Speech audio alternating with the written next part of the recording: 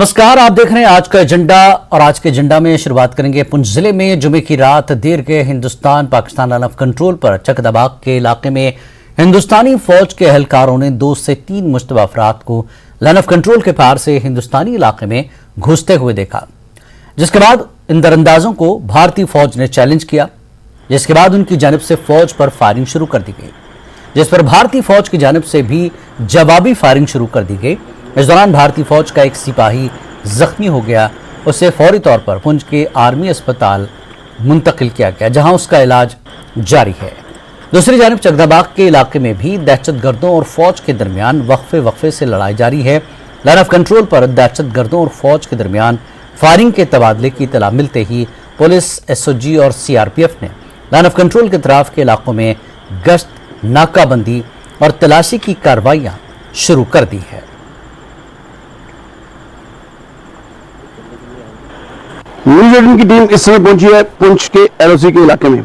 आपको बता दें कि आज देर रात को पुंछ के चकंदाबाग में नियंत्रण रेखा के उस पार से पाकिस्तान की तरफ से आतंकियों को घुसपैठ करवाई जा रही थी, जिनकी हरकत को देखते हुए भारतीय सेना ने उन्हें ललकारा और आतंकियों की तरफ से भारतीय सेना पर गोलीबारी की गई, जिसके बाद दोनों तरफ से लगातार गोलीबारी जारी है और इस गोलीबारी में सेना के एक जवान के घायल होने की भी खबर आ रही है। आपको बता दें कि उसके बाद जितना भी एलओसी के आसपास का इलाका है उसकी घेराबंदी कर ली गई है और वहीं दूसरी तरफ एसओजी और सीआरपीएफ की तरफ से जो चकंदाबाग के पैरल का इलाका है, बिल्कुल पुलिस नदी के इस तरफ का इलाका है, वहां पर उन्होंने जो है जब नाके लगाए हुए हैं और लगातार जो है नजर रखे हुए हैं कि अगर आतंकी उस तरफ से घुसपैठ करने में सफल होते हैं तो उनको यहां ढेर किया जा सकते। आप देख सकते हैं कि किस प्रकार जो है जवान जो है हथियारों से लैस होकर पूरी मुस्तैदी के समय साथ इस समय जो है देर रात का समय और यहाँ पर जो है पहरा दे रहे हैं और पूरी जो है तैयारी से है, क्योंकि पाकिस्तान की तरफ से लगातार आतंकियों को इस तरफ घुसपैठ करवाने की कोशिश की जाती है और जिसको भारतीय सेना नाकाम बनाती है। पिछले दिनों में भारतीय सेना ने नियंत्रण रेखा पर इसी प्रकार जो है 3 घुसपैठियों को दबोचा था और उनसे भारी मात्रा में हथियार,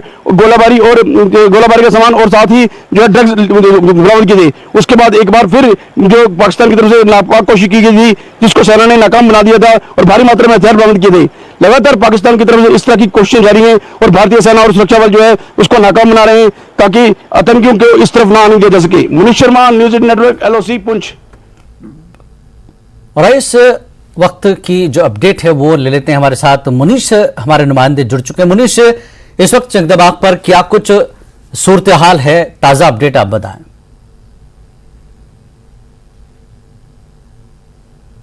जी जिलानी, बिल्कुल रात भर से ही जो है चकंदाबाग का जो एरिया है नियंत्रण रेखा पर, वहां पर रात भर जो है गोली जारी रही, गोलीबारी चलती रही और उसके बाद आज सुबह जैसे ही उजाला हुआ तो उजाले के साथ ही जो है सुरक्षा बलों की तरफ से वहां तलाशी अभियान शुरू किया गया है और इस समय जो एसओजी और पुलिस के बड़े अधिकारी भी जो है इस इलाके में पहुंच चुके हैं। हम चकंदाबाग में टोस एलओसी ट्रेड सेंटर के बाहर खड़े हैं क्योंकि इसके आगे हमें जाने की इजाजत नहीं है और आगे का जो इलाका है वो बिल्कुल शून्य रेखा का इलाका है और वहां पर जो है सेना की तरफ से तलाशी अभियान चलाया जा रहा है। सेना के बड़े अधिकारी भी वहां मौजूद हैं और काफी जंगल का घना इलाका है, काफी घना जंगल है जहां पर इस तरह का अभियान चल रहा है। अभी तक तो कोई जो है अपडेट नहीं आ पाई है, लेकिन खबर यही आ रही है कि कुछ न कुछ वहां पर जो है मिलने की संभावना है, क्योंकि कोई न कोई आतंकी वहां ढेर हुआ होगा। जिस प्रकार जो है सुरक्षा बलों ने रात को चौकसी से अपने इस गतिविधि को अंजाम दिया था। जी मनुष्य, जिस तरह से आतंकवादी वहां देखे गए, तलाशी कार्रवाई की तरफ चल रही है, तो क्या लगता है कि उन्हें अब दिन के उजाले में गिरफ्तार कर लिया जाए?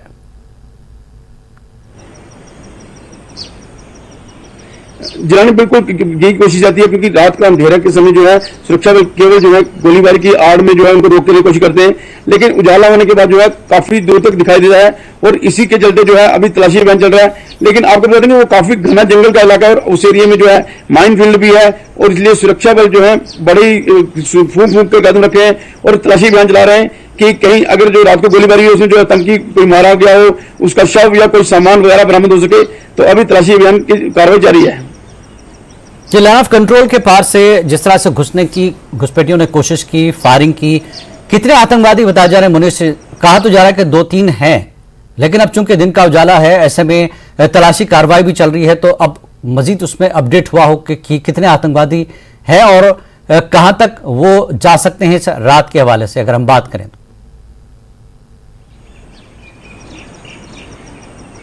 जी जिलानी, जो रात की खबर थी वही खबर है। अभी तक 2 से 3 ही आतंकी थे जिन्होंने घुसपैठ की कोशिश की थी और दिन के उजाले में तो उनका निकलना असंभव है, क्योंकि सेना ने अगर रात को उनको रोक लिया तो आगे तो नहीं आ सकते। या तो वो मारे जा सकते हैं या फिर वापस पाकिस्तान की तरफ भाग सकते हैं। लेकिन अभी जो है तलाशी अभियान पूरा होने के बाद तो चल जाएगा कि जो शव मिलता है या आतंकी को सामान मिलता है, उससे बात साफ होगी कि आतंकी मारे गए हैं या वापस भागकर पीओके के चले गए हैं। जी मनीष, अक्सर ये कोशिश होती है लाइन ऑफ कंट्रोल पर के फायरिंग करते हुए कुछ लोगों को बॉर्डर पार कराया जाए, आतंकवादी ऐसी भी कोशिशें करते हैं, तो क्या इसे इस कोशिश के तौर पर भी देखा जाए? बिल्कुल जिलानी, लगातार जो है पाकिस्तान की तरफ से कोशिश की जा रही है कि जो अमरनाथ यात्रा शुरू होने वाली है और उसके साथ ही पुंछ जिले में बूढ़ा अमरनाथ यात्रा भी होनी है, जिसमें देश भर से यात्री आते हैं। तो उनकी ये कोशिश है कि आतंकियों को यहाँ घुसपैठ कराई जाए और कहीं ना कहीं किसी ऐसी गतिविधि को अंजाम दिया जाए जिससे यात्रा पर प्रभाव पड़ सके। लेकिन सुरक्षा बल और सेना जो है पूरी तरह चौकस है, जिसके चलते आतंकी जैसे ही घुसपैठ की कोशिश करते हैं तो सुरक्षा बलों को पता लगता है और उनके खिलाफ कार्रवाई की जाती है। अब क्योंकि ये चकंदाबाग का इलाका है और इसी इलाके साथ लगते इलाके में जो है 1 जून को भी घुसपैठ की कोशिश हुई थी, जिसमें 3 लोकल जो है दहशतगर्द पकड़े गए थे, भारी मात्रा में सामान पकड़ा गया था। इसी प्रकार उस पिछले हफ्ते भी ऐसे ही एक घुसपैठ की कोशिश को नाकाम बनाया गया था और लगातार सेना की तरफ से जो है पाकिस्तान की हर नापाक कोशिश को नाकाम बनाया जा रहा है। मनुष्य, जिस तरह से नाकाबंदी कर दी गई है, उनका आना तो अब मुश्किल है, चूंकि फौज अब पूरी नजर बनाए रखी हुई है, लेकिन तलाशी कार्रवाइयां भी चल रही है। तो तलाशी कार्रवाई में एक तो बॉर्डर का एरिया है, क्या आसपास में भी तलाशी कार्रवाई है? और जहां पर अक्सर जो है लोकल्स की मदद के जरिए इस पहुंचने की कोशिश करते हैं, तो क्या ये भी रडार पर है एक तरह से लोकल्स भी? जी यानी ऐसा है कि ये जो जहां ये रात की घटना हुई है वो इलाका जो है वहां पर लोकली वहां से कम 2.5 किलोमीटर के पीछे जो है जो बस्तियां हैं हमारी, आगे कोई बस्ती नहीं है। लेकिन जितना भी एलओसी का इलाका है वहां चाहे पुलिस हो, सीआरपी हो, एसओजी हो, उन्होंने घेराबंदी की है। जो संभावित क्षेत्र हैं जहां से लगता है कि अगर आतंकी बचकर निकल सकते हैं तो उन पूरे इलाकों की जो है नाकेबंदी करके तलाशी अभियान चलाया जा रहा है। और इसमें बड़ी संख्या में जो एसओजी और सीआरपीएफ के जवान जो लगे हुए हैं, पुलिस के बड़े आला अधिकारी भी खुद जो है इस इलाके में मौजूद हैं, जो पूरी स्थिति पर नजर बनाए हुए हैं। और जितना सुरक्षा ग्रिड है उसको भी मजबूत किया गया है और साथ ही खुफिया तंत्र को जो है उसको भी मजबूत किया गया है ताकि जो आतंकी हैं वो यहां से निकल कर ना जा सके। ये बहुत बहुत शुक्रिया मनीष इस पूरी जानकारी के लिए। और आगे बढ़ेंगे अगली खबर की तरफ। पीएम नरेंद्र मोदी अमेरिका का दौरा मुकम्मल करके मिस्र के लिए रवाना हो गए हैं, जहां वो मिस्री प्रेसिडेंट से मुलाकात करेंगे और मुख्तलिफ प्रोग्रामों में शामिल होंगे। प्राइम मिनिस्टर मोदी हिंदुस्तानी कम्युनिटी के लोगों से भी बातचीत करेंगे। इसके साथ साथ मुफ्ती आजम और मिस्र के मुख्तलिफ मकातिब फिक्र के रहनुमाओं से भी मुलाकात करेंगे। पीएम नरेंद्र मोदी अल हकीम मस्जिद का दौरा भी करेंगे। इससे कबल अमेरिका दौरे के दौरान हिंदुस्तान और अमेरिका के बीच मुख्तलिफ अहम दोतरफा इलाकाई और आलमी मसाइल पर बातचीत हुई। दहशतगर्दी से मिलकर मुकाबला करने का अज़्म जाहिर किया गया। मुश्तरका बयान में पाकिस्तान को सख्त पैगाम दिया गया कि वो अपनी सरजमीन का इस्तेमाल तखरीबी सरगर्मियों के लिए इस्तेमाल न होने दे। पाकिस्तान ने इन बातों की तरदीद की है।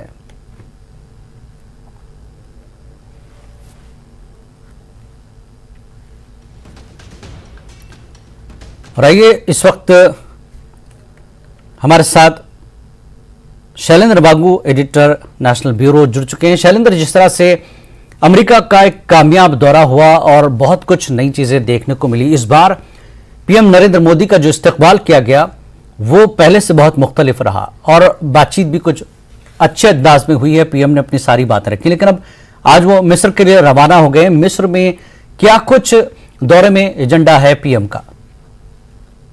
देखिए, प्रधानमंत्री मोदी का जो यूएस दौरा था वो काफी कामयाब रहा, जिसमें ये पहला ऑफिशियल स्टेट विजिट था उनका अमेरिका का, और जहां पे उनका भव्य स्वागत हुआ व्हाइट हाउस में भी, और उसके अलावा जो मुद्दों पर बातचीत हुई है और टेक्नोलॉजी ट्रांसफर को लेके भी कुछ बड़े कदम अनाउंस हुए हैं। तो इसके बाद अब प्रधानमंत्री मोदी की कामयाब यात्रा के बाद अब मिस्र के लिए रवाना हो चुके हैं कायरो के लिए, और 2 दिन का ये दौरा रहने वाला है कायरो में। और कायरो में आपको याद दिला दें कि इस साल शुरुआत में 26 जनवरी पर कायरो के जो इजिप्ट के जो प्रेसिडेंट है अल-सीसी, अब्दुल फतेह अल-सीसी, वो चीफ गेस्ट रहे। और उस दौरान ही, उनके विजिट के दौरान ही ये तय हो गया था कि भारत और इजिप्ट के जो टाइज हैं उनको स्ट्रेटेजिक पार्टनरशिप के लेवल पर ले जाया गया है, यानी कि और ये पार्टनरशिप मजबूत हुई है।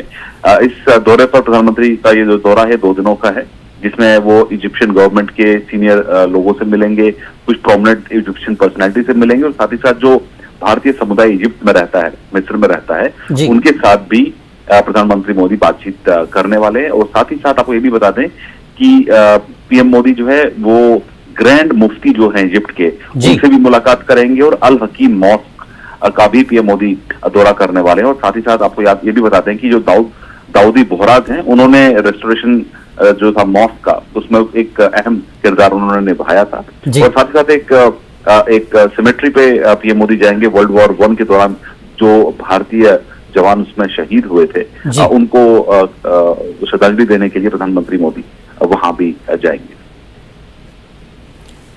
शैलेंद्र, जिस तरह से अमरीकी दौरे की अगर हम बात करें, उसमें पाकिस्तान के लिए जो कुछ कहा गया है, एक वार्निंग एक तरह से दी गई है, इस दौरे पर क्या असर कितना पड़ेगा, पाकिस्तान पर कितना दबाव बन रहा है?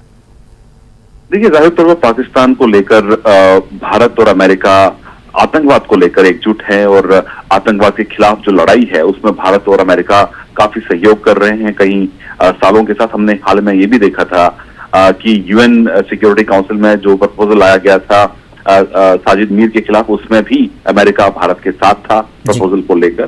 तो ऐसे में जो ज्वाइंट स्टेटमेंट कल सामने आया है उसमें सीधे तौर पर भारत और अमेरिका ने पाकिस्तान से कहा है कि वो अपने कंट्रोल वाली जमीन का इस्तेमाल आतंकवाद के लिए ना करे, एंश्योर करे कि ऐसा ना हो।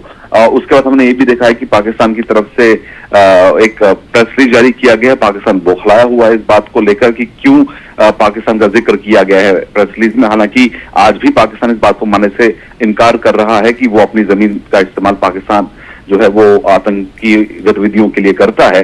और कई बार ये प्रूव भी हो चुका है, साबित भी हो चुका है, इंटरनेशनल कम्युनिटी मान चुकी है कि चाहे लश्कर की बात करें या किसी और आतंकी संगठन की बात करें, हिजबुल की बात करें, जैश की बात करें, ये तमाम ऑपरेटिव जो ऑपरेट करते हैं ये पाकिस्तान की जमीन से ही ऑपरेट करते हैं। लेकिन पाकिस्तान को एक बार फिर से इस बात को मानने से इनकार कर दिया है। और साथ ही साथ जो टेक्नोलॉजी ट्रांसफर अमेरिका कर रहा है भारत को, जिसको लेके एग्रीमेंट भी हुआ है ड्रोन्स को लेके खास तौर से, उसको लेकर भी पाकिस्तान जो है वो घबराया हुआ दिख रहा है। और वो मान रहा है कि ऐसे में जो सिक्योरिटी पाकिस्तान की, उस पर सवाल खड़े हो सकते हैं। हालांकि ये जो भारत के पास जो हथियार होते हैं वो किसी पे हमला करने के लिए नहीं होते हैं, वो बस बेटर करने के लिए इस तरह के जो डील्स होती है, भारत अपनी सुरक्षा मजबूत करने के लिए ऐसे कदम उठाता है। अमेरिका उसको साथ दे रहा है, लेकिन कहीं ना कहीं पाकिस्तान खुद को इसमें इनसिक्योर महसूस कर रहा है। जी, बहुत बहुत शुक्रिया शैलेंद्र इस पूरी बातचीत के लिए। तो प्राइम मिनिस्टर मोदी मिस्र के लिए रवाना हो गए हैं कामयाब दौरे के बाद। यहाँ रुकेंगे एक छोटे से ब्रेक के लिए, ब्रेक के बाद फिर लौटते हैं। आज का एजेंडा में एक बार फिर आपका स्वागत है और इस वक्त की एक बड़ी खबर आपको बड़ी खबर बता दें। केलांग से बड़ी खबर आ रही है। केलांग से हिमशकलान से गाड़ियों को बड़ा नुकसान, करीब 100 भेड़ बकरियों की हुई मौत। हिमशकलान की चपेट में आई थी भेड़ बकरियां और गाड़ियों की सरकार से मुआवजे की गुहार। इस वक्त की बड़ी खबर केलांग से, तो गड्डियों को बड़ा नुकसान हुआ है। गड्डियों की सरकार से मुआवजे की मांग की जा रही है। हिमशकलान में गड्डियों को बड़ा नुकसान हुआ है। करीब 100 भेड़ बकरियों की हुई मौत। हिमशकलान की चपेट में आई थी भेड़ बकरियां। गड्डियों से सरकार से मुआवजे की गुहार लगाई। हिमशकलान की चपेट में आई हैं भेड़ बकरियां। प्रेमलाल हमारे नुमाइंदे इस वक्त हमारे साथ लाहौर से जुड़ चुके हैं। प्रेमलाल, क्या अपडेट आप दे रहे हैं इस वक्त की, कितना बड़ा नुकसान हुआ है ये? जी बिल्कुल, ये चंबा से जब ये कुप्ती जोत होते हुए लाहौर की तरफ आ रहे थे ये गड्डियां, तो ये करीब जो है 100 भेड़ बकरियां जो है हिमस्खलन के चपेट में आने की जो खबर आई है, जिसके चलते जो है करीब 100 भेड़ें जो है इस में जो है हताहत हुए हैं, उनकी जो है मौत हो गई है। लेकिन जो है आदमी की किसी प्रकार के नुकसान नहीं हुआ है, क्योंकि हर साल जो है ये गड्डियां जो है चंबा के जो कुप्ती जोत से होते हुए लाहौर की तरफ आते हैं और अपना जो पुश्तैनी पेशा है, इनका व्यवसाय है। तो लेकिन जिस प्रकार से यहाँ पर मौसम काफी दिनों से गर्म चला हुआ था और टेम्परेचर भी काफी बढ़ी हुई थी, तो इसके चलते जो हिमस्खलन हो गया है और उसके चलते करीब 100 भेड़ें जो है उसके साथ बकरियों का भी मृत्यु हो गई है। ये जानकारी जो है जब गद्दियां गांव में नीचे लाहौल के गांव में आए तो उन्होंने जो है लोगों को जो इस प्रकार की जानकारी दी। इन्होंने जो है सरकार से मांग की है कि इनके जो नुकसान की भरपाई की जाए, इनकी जो है आर्थिक मदद करने की भी जो इन्होंने सरकार से गुहार लगाई है। जी कितने 100 से ज्यादा बताई जा रही हैं, और क्या कुछ अभी सरकार ने इस पर ऐलान किया है?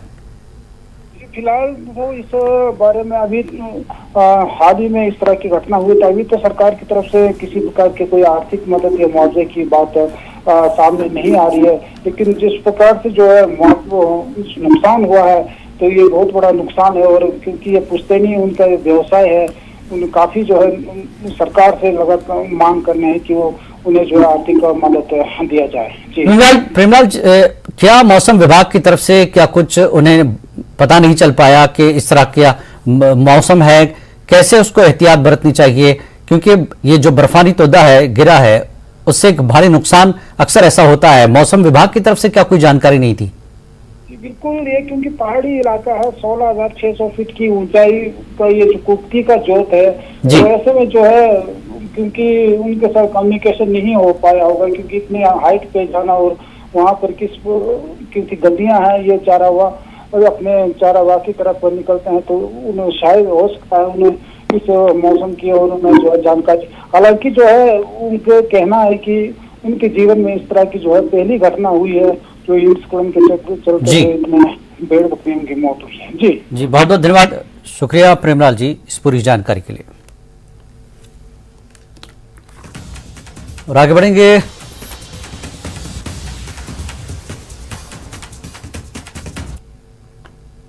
और अगली खबर है, फौज की 2 राष्ट्रीय राइफल्स की जानिब से जनाकोट HMT श्रीनगर हेडक्वार्टर में ब्लड डोनेशन कैंप का एहतमाम किया गया। इस कैंप में फौजी जवानों ने बढ़ चढ़कर हिस्सा लिया कर खून का अतिया दिया। इस कैंप की निगरानी 2RR के कमांडिंग अफसर कर्नल रमन ने की। कर्नल रमन ने भी खून का अतिया पेश किया। इस कैंप में खून जमा करने में मकामी अस्पतालों का भी इश्तराक रहा। कैंप में 300 से ज्यादा फौजी जवानों ने खून का अतिया दिया। खून का अतिया पेश करने में फौजी जवानों में काफी जोश और जज्बा देखने को मिला। जवानों का कहना है कि किसी की जान बचाने के लिए खून का अतिया देना सबसे बड़ी इंसानियत और फरीजा है। इसी इंसानियत को जिंदा रखने के लिए ये फौजी जवान पेश हैं। आज एक इंसानियत का नमूना पेश किया, क्योंकि ब्लड डोनेशन सबसे बेस्ट डोनेशन है। ये दुनिया में माना जाता, अगर कोई बेस्ट डोनेशन है, सबसे अच्छा डोनेशन वो ब्लड डोनेशन है। क्योंकि आप जब खून का एहतिया करते हैं और इस जज्बे से करते हैं कि किसी और के ये खून काम आए, तो इससे बड़ा इंसानियत का जज्बा इंसान में और नहीं हो सकता है। क्योंकि खून ही ऐसी जिसकी सब लोग रखवाली करते हैं और जिसको सबको फिक्र होती है। और जब आप ये डोनेशन कर सकते हैं, ये ध्यान में देते हैं, जब ये आप किसी की मदद के लिए देते हैं, तो ये दुनिया में सबसे बड़ा अच्छा जज्बा माना जाता है। और मैं एक बार फिर अपने आर्मी की जो यूनिट है 2nd RR, इनका बहुत तहे दिल से शुक्रगुजार हूँ, अपने हॉस्पिटल की तरफ से, अपने कश्मीरी अवाम की तरफ से, कि उन्होंने आज इस ब्लड डोनेशन कैंप का यहाँ इनेकाद किया। यहाँ पे बहुत सारे डोनर्स है, जो हमने एक्सपेक्ट किया था उससे कहीं ज़्यादा है, जो कि वॉलंटियर डोनर्स है। स्पेशली जब वॉलंटियर डोनर्स आते हैं, हमें उनके रिस्पेक्ट बहुत ज़्यादा करनी चाहिए, क्योंकि ऐसे डोनर्स बहुत कम आ जाते हैं। लाइक ट्रामा केस या एक्सीडेंटल केस आ जाएगा, तब हमें ब्लड डोनेट करने के लिए मतलब उनको कहीं डोनर की ज़रूरत नहीं पड़ेगी, क्योंकि ऑलरेडी हमारे पास अवेलेबल रहता है। ये ब्लड कैंप ये बहुत बड़ी इंसानियत के नाते बहुत बड़ी। और Jammu Srinagar national highway traffic के लिए खुला है। आवश्यक नवीनीकरण और मरम्मत के लिए था बंद। अमरनाथ यात्रा से पहले मरम्मत कार्य किया गया। 24 घंटे के लिए यातायात परिचालन बंद कर दिया गया था। बड़ी खबर इस वक्त की आपको बता दें कि Jammu Srinagar national highway traffic के लिए खुला है। आवश्यक नवीनीकरण और मरम्मत के लिए था बंद। अमरनाथ यात्रा से पहले मरम्मत कार्य किया गया है। 24 घंटे के लिए यातायात परिचालन बंद कर दिया गया था। तो बड़ी खबर इस वक्त की, जम्मू श्रीनगर राष्ट्रीय राजमार्ग ट्रैफिक के लिए खोल दिया गया है। बिलाल वाली हमारे साथ इस वक्त जुड़ चुके हैं। बिलाल, इस वक्त क्या अपडेट दे रहे हैं कि रास्ता खोल दिया गया है राजमार्ग?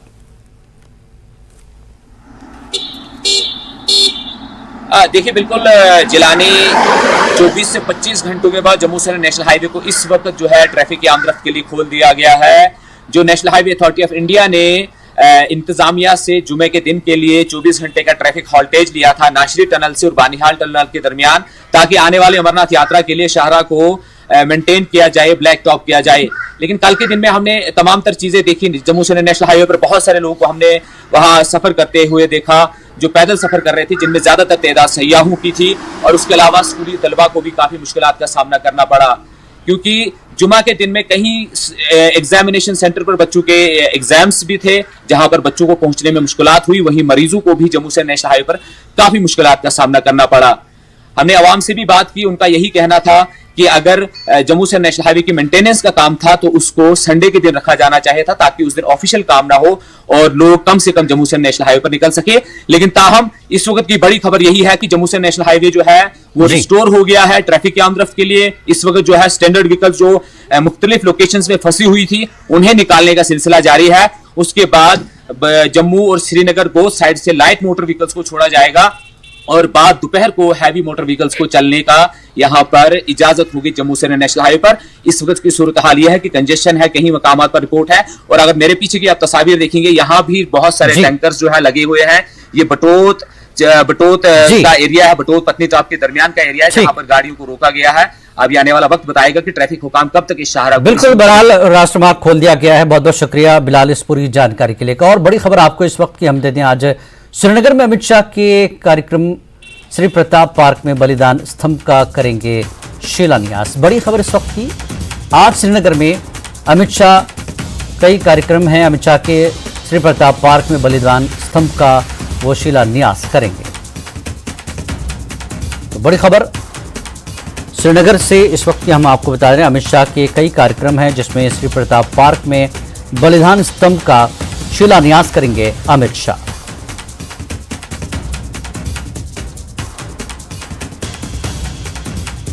तो बड़ी खबर, आज श्रीनगर में अमित शाह के कई कार्यक्रम हैं और श्री प्रताप पार्क में बलिदान स्तंभ का वो शिलान्यास करेंगे। 2 दिन का दौरा है अमित शाह का, जिसमें आज के इस कार्यक्रम में श्री प्रताप पार्क में बलिदान स्तंभ का शिलान्यास भी शामिल है।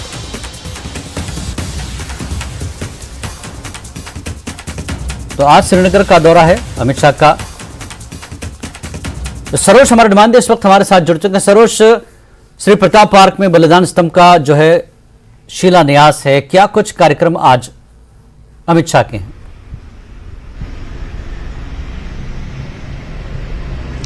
बिल्कुल बिल्कुल जिलानी, आपको बता दें कि अभी कुछ वक्त में ही आपको पहले ये बता दूं कि सारे एरिया जो है वहाँ का इस वक्त वो सैनिटाइज कर दिया गया है और उसके मजीद करीबन 10:30 बजे जो है बलिदान स्तंभ है श्री प्रताप पार्क में, वहाँ पे आज उसकी नींव डलेगी। और उसके बाद honourable home minister Amit Shah जो हैं, ऐसा सुनने में अभी आ रहा है कि उनकी आइटिनरी में ऐसा है कि उसके बाद वो डायरेक्टली फ्लाई करेंगे जो अमरनाथ का बेस कैंप है बालतल, वहाँ जाएंगे और सिक्योरिटी के हवाले से जो भी उनका जायजा होगा वो जायजा लेंगे। और उसके मजीद ऐसा भी सुनने में आया है कि या तो वो वर्चुअल दर्शन करेंगे और अगर ऐसी पॉसिबिलिटी हुई तो वो जो मेन सेंक्टम सेंक्टोरियम है वहां जाएंगे और वहां पे दर्शन करके आएंगे। जी जिलानी जी, बहुत बहुत शुक्रिया सरोज इस जानकारी के लिए। तो आज का एजेंडा में फिलहाल इतना ही। नमस्कार।